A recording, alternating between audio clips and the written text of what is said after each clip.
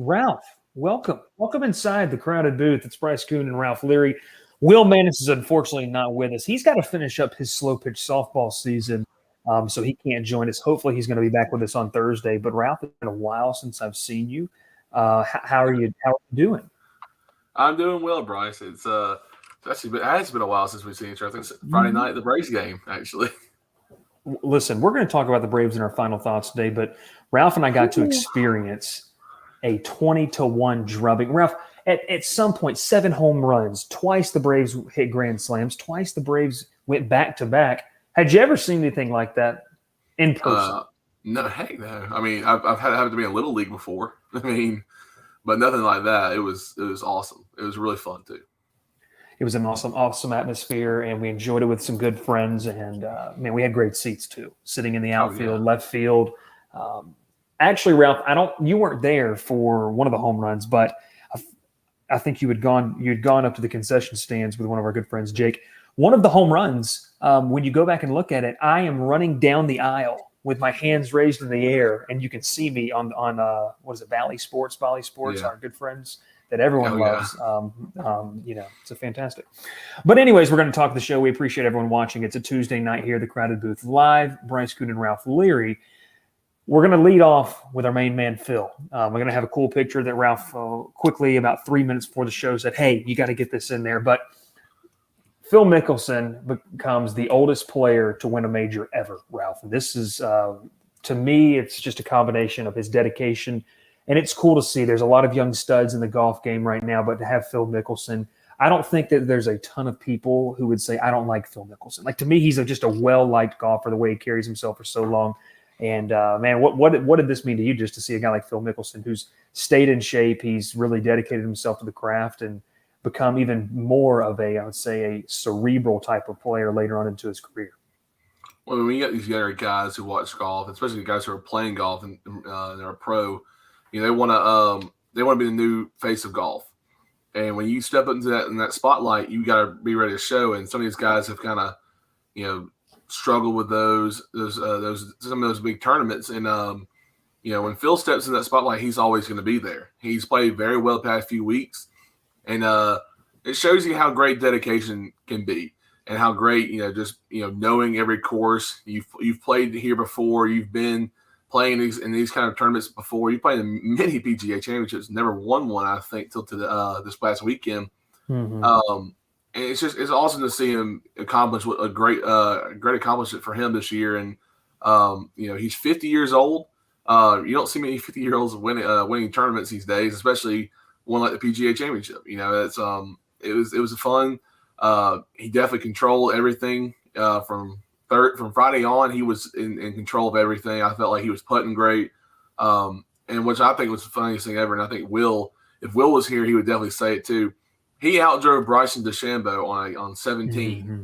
which, if you don't know and you ever watched Bryson DeChambeau hit, he's trying to hit it as far as he possibly can, and he does everything he possibly can to be able to do that. So he works out all the time for that. And Phil, at 50 years old, outdrove him by 2 yards. So props to him. He had a great tournament this weekend. I hope he can keep playing as well this year. Yeah, I think it was cool to see just a guy that, like I said, leading up to the question for you. I mean, he's not that he's not talked about as much, but I mean, there's a lot of other golfers that have been talked about, especially since the Masters earlier this year. I mean, there's been a host of guys who we're kind of waiting, I feel like, to see kind of what happens with them. And then Phil Mickelson, old reliable Phil. I think his touch was fantastic this week. And going back, I mean, you can go to YouTube and go to, I think it's the PGA. I think it's their official YouTube account. There's like Phil's best shots of the weekend. His touch, especially, Ralph, for me, it was his shot out of the bunker on 5 that was ridiculous. I could only dream. We're playing golf tomorrow. I can only dream of possibly doing that. But here's a cool shot, Ralph, and it kind of alludes to a little bit. And we're going to we still have the question of the day but we want to talk about this as well. Man, golf is back, and it's full capacity is kind of back. And look at this. This is a fantastic shot. Right down there, you can see Phil Mickelson and in the crowd. So, Ralph, it's been so long since we've seen something like this. We saw a little bit of it at the Masters, but it's, regulations are starting to be loosened a little bit. The vaccine, people are starting to get that, and people feel more comfortable. Man, this is, for me this weekend, this was something that was really cool. And ratings-wise, this tournament beat the NBA first round of the NBA playoffs. So, I mean, people watching. But what does it mean to see, just kind of that following, which really you see that few times. You see it with Tiger at the Masters a couple of years ago. I mean, this is something that was just kind of huge. Everyone paying attention, kind of heading into 18 and everything. Well, if you can't see it, look at Phil with his fist raised in the air, and everyone behind him is the same reaction right now because they know he just hit one of the best shots in the entire tournament to set him up for the win on the green. And if you watch the 19 Masters when Tiger wins it and he is walking onto the 18 green, and I can't tell you how many people are behind him. And every tournament Tiger was at when he was in his prime was people just standing behind him, stampeding behind him.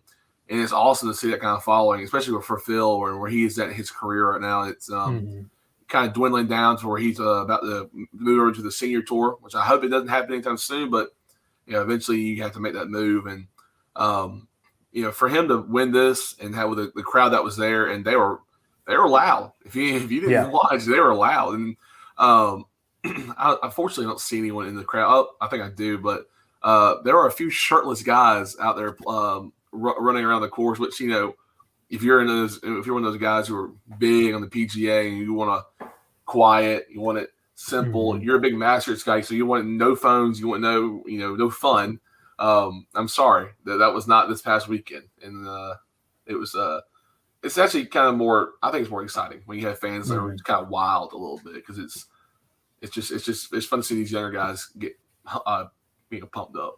We do already have a question. Zach McKinnell over on our YouTube. Make sure if you are tuning in, it's Facebook, YouTube, and Twitter every Tuesday and Thursday night. So where does Phil now rank in the terms of golf greats? Zach, fantastic question. So for you, Ralph, when you think of Phil, you think of the greats of golf. He's in the conversation. He's got to be, in my opinion. But when you get into a ranking, we may get ourselves in trouble. If we try to put him in a specific rating. But where would you say, without ranking, would you say top 10, top 5? How do you feel when you think of the name Phil Mickelson as an all-time great? Well, if you look at just in golf, the main thing is how many major wins do they have? Phil only has 6. Okay, so it's not a lot. When you think about what Tiger and Jack Nicklaus did. It's not a lot compared to the other greats. It's still a good amount. Yeah. He was also facing Tiger in his prime, so you got to expect you're not winning a lot. He does have 55 career wins, which is a very, very high number for golfers these days. And I think Phil is one of the top 10 golfers of all time. I think he's done everything. He's a 3-time Master champion. That's still a lot. That's 3 Masters is more than most people have in their entire career. So, and he did it kind of early on. It was 04, 06, and 2010. So you win 3 Masters in that time with Tiger and his dominance in those years. You've done something right in your career, and you deserve to be the top golfers of all time. That does lead us into our question of the day, Zach. We appreciate you tuning in over on our YouTube page. Make sure to subscribe and hit that alerts button so you can notify when we go live. That does bring us into our question of the day, Ralph, and it does go with golf. Aside from the Masters, because I think for everyone, it's one of those things where everyone would want to win this. What golf tournament would you want to win, and why? Well, I know what your answer is. Yeah, you know what my answer is. But mine's the Open, not the U.S. Open, the actual Open over there at St. Andrews over across the pond. I think it's the hardest course probably on a major every year. Obviously, the U.S. Open bounces around for different courses, every year, so it could change in difficulty. But the Open is, you never know what you're going to get with the wind, and those bunkers there are insane. So, the Open, if you win that, if I won that, it'd be awesome. I really do think so. Beautiful course, first off. Oh, yeah. I mean, you and I had a conversation off air about this. It probably is, you think, it's the most beautiful course outside of the continental United States. I mean, there's some beautiful courses that you know of, at least. Yeah.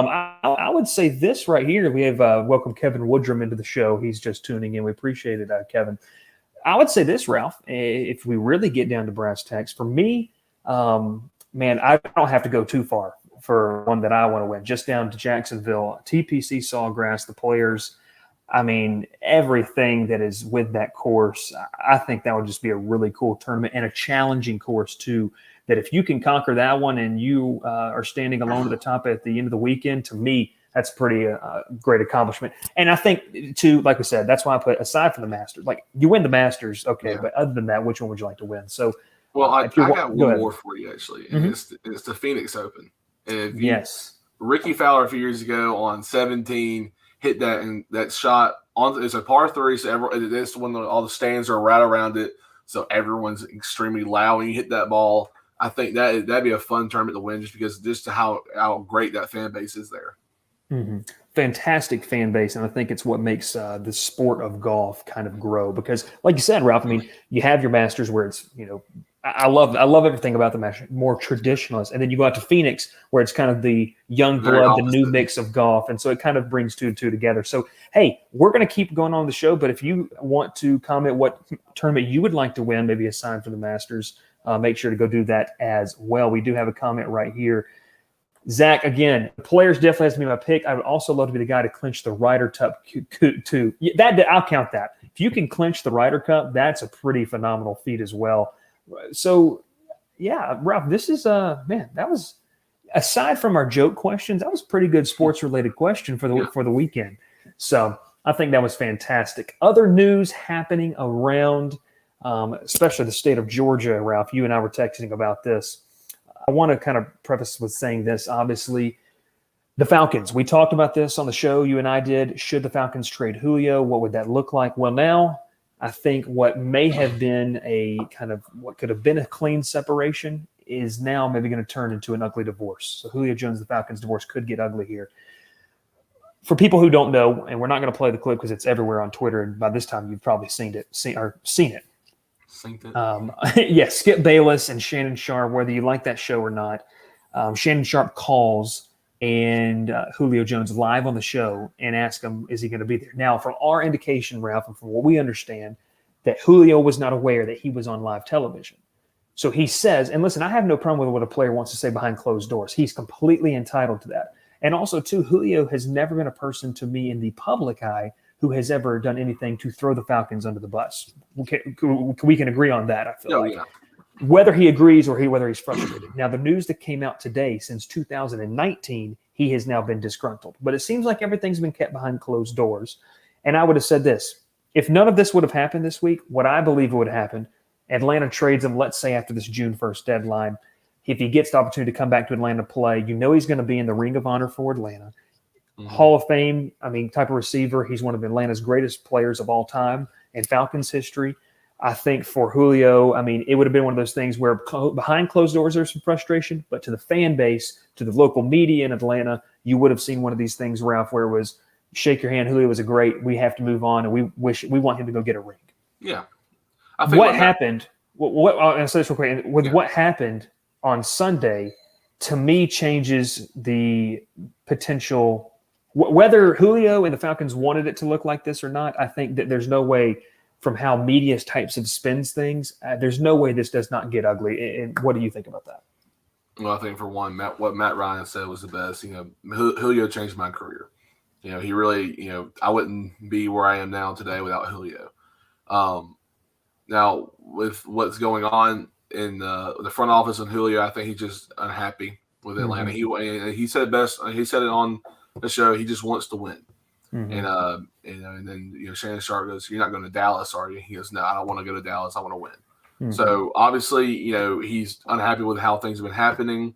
Probably coaching changes have not made him very happy. Obviously, his playing time with injuries, he probably just feels unhappy in Atlanta. Which I completely understand. You're probably the top 2 receiver of all in the NFL right now. and you're not being able to win a championship because your team's struggling. You had a chance a few years ago, and you lost it. So.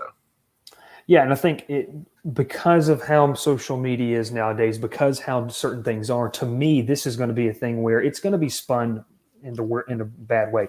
Listen, things happen behind closed doors all the time. And two, nothing should go against what Arthur Smith or this front office regime. This was not their problem. They inherited this issue that is now going to happen to them. So no one should be mad at how they have handled or what they decide to do. And we're going to talk about maybe what's the best course of action here in a second. But I think for Falcons fans to understand is, I don't think Julio would publicly. To me, he's a low key guy. He's not the kind of he's not flashy.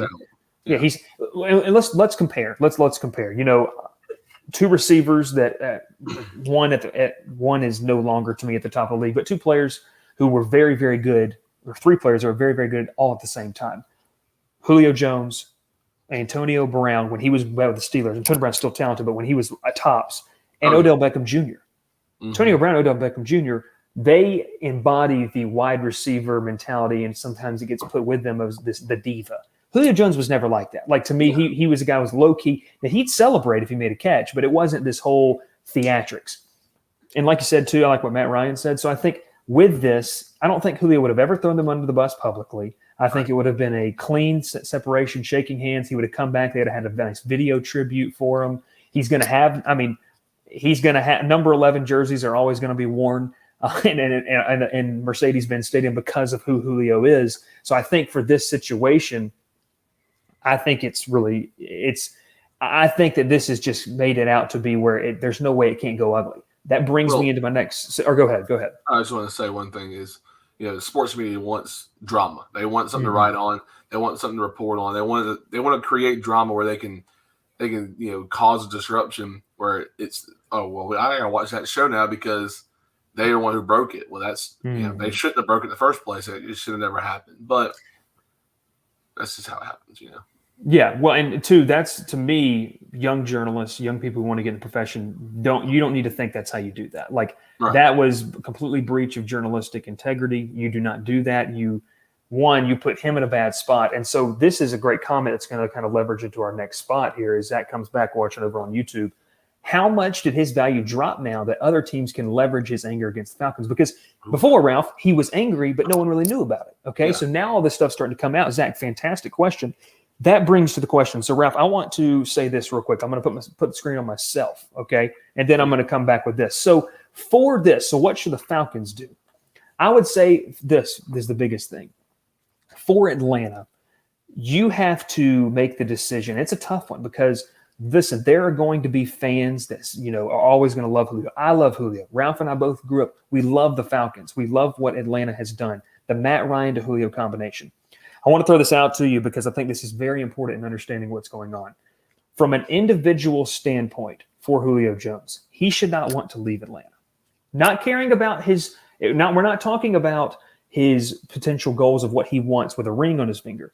But over the past 6 seasons, since Matt and Julio Jones came into the league, those two statistically, now whether you have your opinion or not, have been the best quarterback and wide receiver duo. There hasn't been a receiver that's gotten more yards with a certain quarterback, and there hasn't been a quarterback that has had his play elevated so much. So that combination, the marriage between Matt Ryan and Julio Jones, that's something from an individual stat standpoint, Julio's not going to go anywhere better.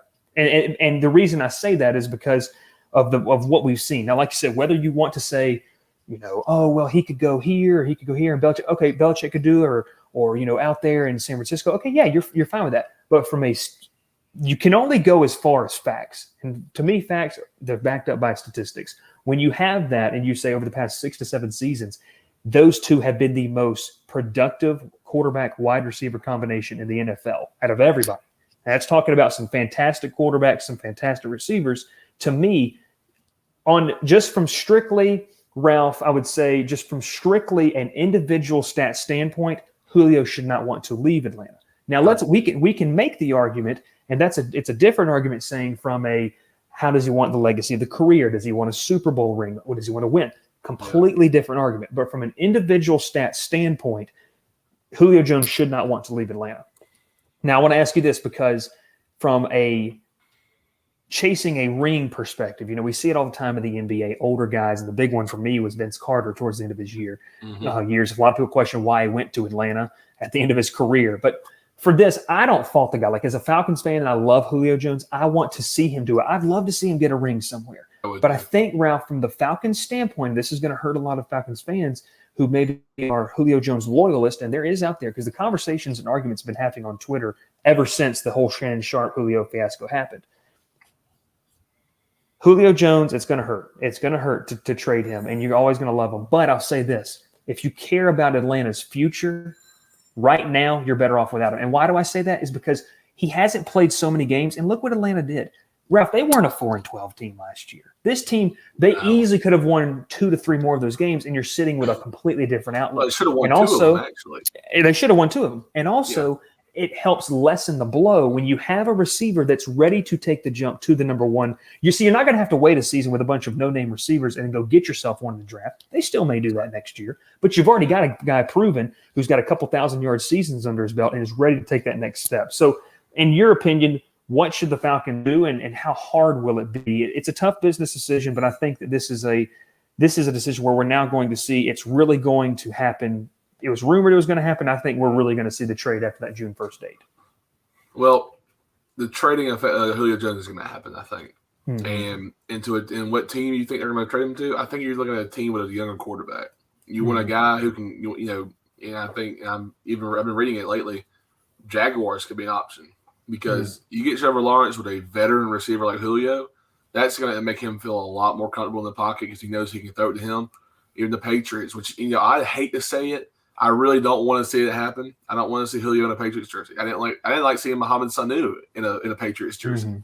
So that would really hurt me a little bit. But, it's not obviously not personal, but you don't want to see Julio in a team you don't personally like jersey. So. Trading Julio, it needs to happen at this point. Obviously, he is not happy in Atlanta. You don't want someone on your team who's not happy. It brings team morale down. That just causes a whole bunch of problems, and it's just something Atlanta doesn't need right now in a rebuild. So, I want you to bring up. Can you bring up Zach's last answer? Yeah. Zach's last question. Knowing Julio wanted to leave, do you think the drafted Pitts out of need? Now, to me, that makes sense. I totally agree. But also, I think when we said it during the draft, also. Kyle Pitts is a one-in-a-lifetime pick. Obviously, he's not. We don't know what he's capable of doing yet, but we know what he did in college is probably going to contribute what he did in the NFL. I think he's too good of an athlete to just go under or go later in the draft. You got to take him early on because you don't see a guy who plays tight end like him in the draft every single year. You got to go ahead and get him early on.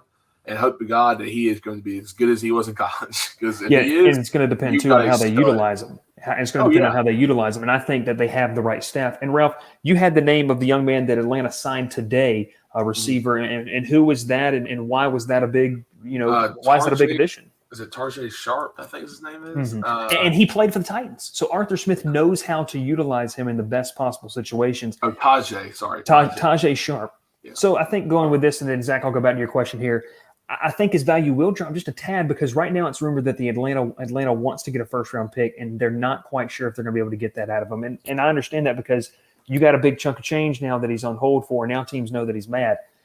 I mean, anything out of the realm of like maybe a second-round pick and then a fifth-round pick, I mean, you're going to be able to recoup some value. But if you're an Atlanta fan, you've got to be able to say, okay, Julio Jones was fantastic. We had a fantastic run with him, but – if we want this team if we want the rebuild to accelerate, we've got to let this go because Ralph, if they get him off the books here, you open up a little bit more, and dare I say it, Braves fans are going to cringe, financial flexibility for next offseason to pick up some guys that maybe would have the ability to do something or maybe absorb a contract, but you're also adding draft picks. And then going back to Zach's last question there, I think it was big on Kyle Pitts, Ralph, and Zach. Because Atlanta knew that going forward, and not the whole media knew that. There was the rumors of Julio might be traded, and that's what we thought. But it's big too because you're not leaving the cupboard bare. You know what I mean? There's still some very good tools. Calvin Ridley, we talked about Russell Gage, Zacchaeus, he's still there. You still have Hayden Hurst and Kyle Pitts, and this is too. They didn't pick up the option on Hayden Hurst. You know why? because they're probably going to try to restructure that where they can still bring them back. Just because they didn't pick it up doesn't mean they won't bring them back. Yeah, exactly. So there's still some weapons can be used. And so I think, Ralph, for this, this segment right here, I just think that Atlanta, they're going to have to make the trade. It's going to depend on what they want to do. But like Zach said, I think they're going to be forced to hand to maybe take something that they really didn't want to. All due thanks to Shannon Sharp and Skip Bayless. Thank you, guys. You're so helpful to everyone.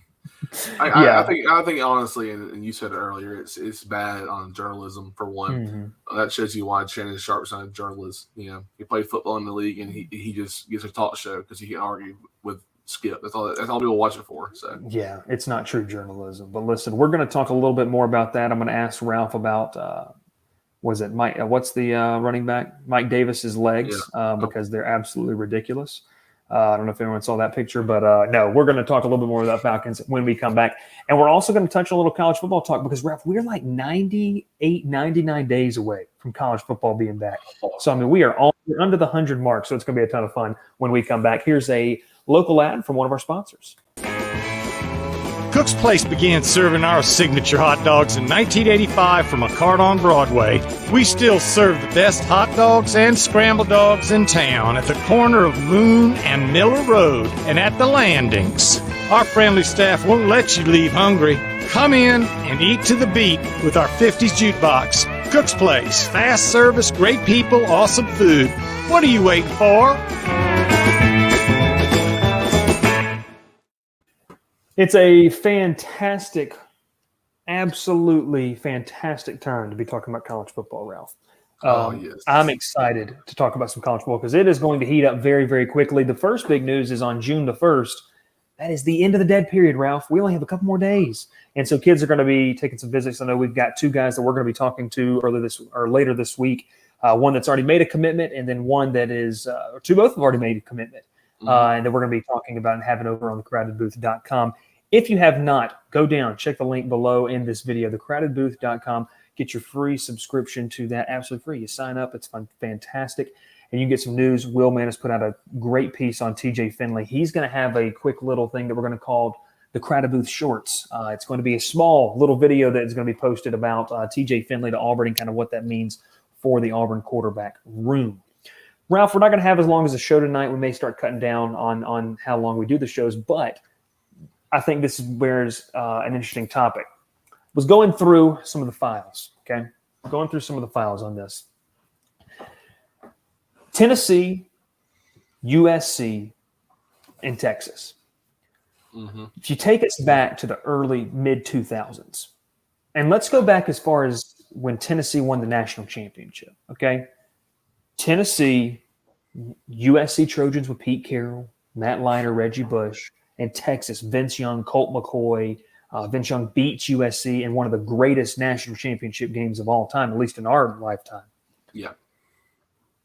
Those brands, they were the top recruiting teams. When a kid saw the USC colors, the jersey, the helmet, when they saw the Power T, Neyland Stadium, and even, Ralph, when they saw the burnt orange and the Longhorn on the side of the helmet, it meant something. And as a 17, 18-year-old kid, you thought to yourself, not you, but you would have thought to yourself as a 17, 18-year-old kid in 2005, 2006, man, if one of those schools offers me, I mean, I've got to take that chance. I'm at least going on a visit. Yeah. Fast forward to 2021. I think it's safe to say, and that's why I put who has the toughest road back to national relevance, because USC's flirted with us. I think that they're going to have a good team this year led by Slovis. Texas have Sarkisian, and Tennessee, when 20 years ago used to be, Ralph, and let's just be honest about it, they were the kings of the SEC East. This was before Mark Richt got into Athens. This was Florida with Spur in between Spurrier, way before Saban. At least Saban was in Alabama. He was in LSU in 2003. But for Tennessee, I mean, this is a program that all these programs have proud histories. So for me, Ralph, for 17, 18-year-old kids now, I'll say this and I'll give it up to you. The Power T Neyland Stadium, the Trojan running out of the guy running out in the middle and putting the spear in, or I'm sorry, not the spear, the sword into the logo, the Texas Longhorn, burnt orange, all these things. It doesn't mean the same to a 17, 18-year-old kid now. They weren't alive to remember what this was. We were. our parents were. It's so for this, who has the toughest road back to national relevance? To me, it's probably an obvious answer because of the conference. But kind of break this down, maybe each team for me. What does that look like for them to kind of regain and recapture maybe some steam? And I say this, consistent steam on the recruiting trail. Well, I think obviously the hardest one is Tennessee. There shouldn't be much to talk about because we all know what they had to go up against: Alabama, Georgia, Florida, Auburn, LSU, A&M. Every single year you're facing the toughest opponents. Texas, I think Texas might have the best chance right now. You got a great coach coming in, Steve Sarkisian. You got a great team returning, I think. To me, they have the best returning running back in the Big 12.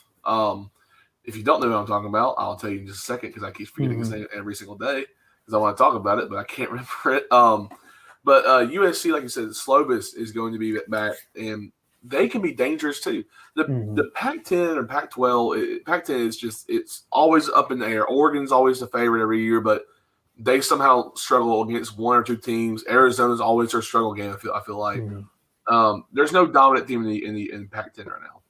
USC has a strong chance to make a comeback. Bring back what they did in the past few years. I think what they did last year was pretty good. Obviously they played 6 games, so they didn't get really a chance to do much with those 6 games. And because people are saying, well, does USC get a chance in the playoffs because they're 6-0? No, because you don't play anyone. You only play 6 games. Same thing with Ohio State. They played 6 games, but they got in because they're Ohio State. Let's see real quick. Texas, you got Oklahoma this year. That's your Texas, Oklahoma, and Iowa State. To me, are the 2 top teams in the Big 12. Yeah. I believe Texas has a strong chance of beating both of those teams this year. I think they're young, they're strong, they're going to be very good with Sarkisian at the helm.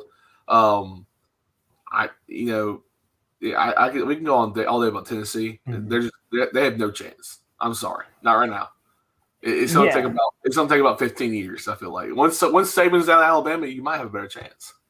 And for me, Ralph, with Tennessee, and it's a great question or a great comment here from Zach. Tennessee probably has the toughest road to the SEC, but USC has the biggest problem to deal with. And I mean, USC has a ton of problems to deal with, and it's going to be waiting to see if Clay Helton is still the man that can take them back to Pac-12 prominence.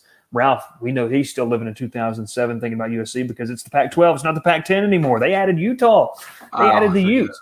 But in all seriousness, Ralph, I think what you said is perfect. Tennessee has the toughest road because of the conference they play in. But the facilities, the resources, everything's there for them. And that's the common denominator across all 3 of these programs.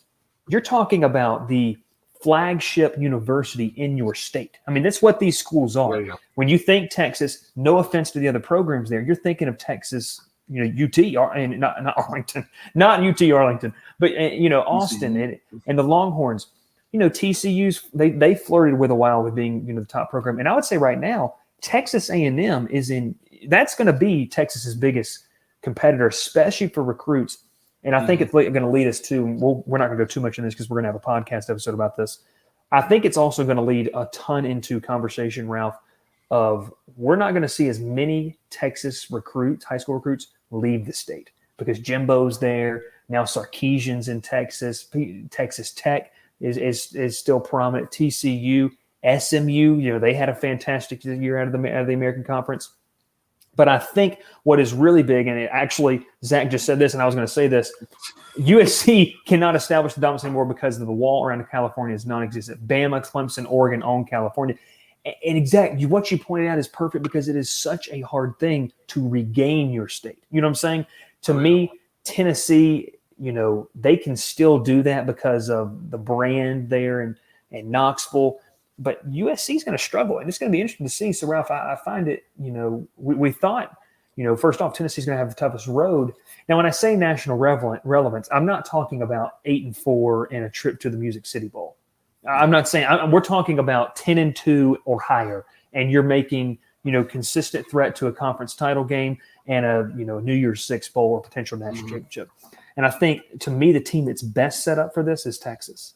I know that their state – it can be poached from time to time. But the good thing about it is, and kind of what Zach was saying, there is so much talent in the state of Texas that you can get away with losing a couple guys, and still have yourself a top 10 recruiting class in the state of Texas. So, Ralph, I think that, it's one of those things, and I'll leave it up to you here to kind of close us out with this. But, I mean, to me, Texas has the best shot. Tennessee maybe the struggling worst, but I do like what Zach said about USC.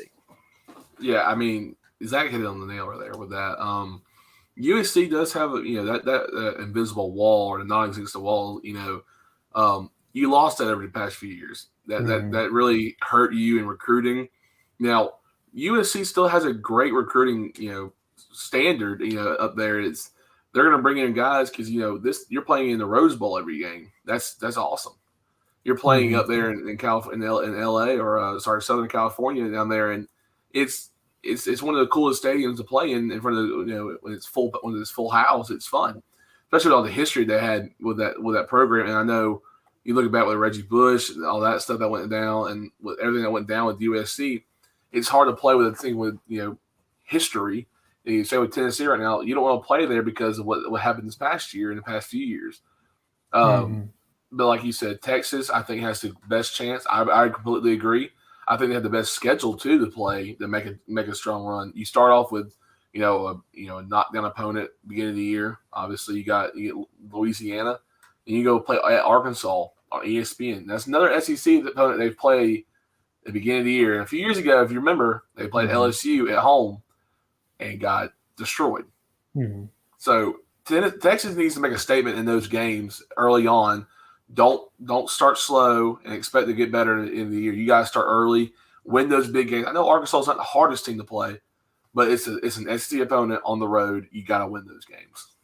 Yeah, it'll be definitely interesting to see how that shakes out. We are actually going to have a podcast episode coming out very soon. We're going to take a kind of week-by-week look because the schedules have now kind of officially dropped. We know the game times of where we would go. Where would we go if we were traveling week 1 through 12? So it's going to be a ton of fun to talk about that. But, Ralph, appreciate you being on the show. Zach, we appreciate you coming. Everyone viewing, and it's fantastic. We're going to have a podcast coming out later this week, and also make sure to tune in on Thursday for any type of conversation. We're going to have Will Mannis back on the show. And if you're interested in advertising your business on the show here in the Columbus area, email us at thecreditbooth@gmail.com or text Ralph at 706. No, I'm just kidding. I do that to Ralph every single time. He gets so nervous. It's okay. It's okay. But, Ralph, any final thoughts for our viewers? Braves side, Austin Riley, he's hot. He's definitely hot. And the Braves, I think, are about to break out of this slump. Yeah, and just one thing about Austin Riley. I think we're starting to see what we thought Austin Riley could be. He's hitting above 300. He's doing it. Honestly, he's ahead of schedule for me. I was waiting for the end of the year he kind of get hot and then carry it into next year and be one of the best players in the team.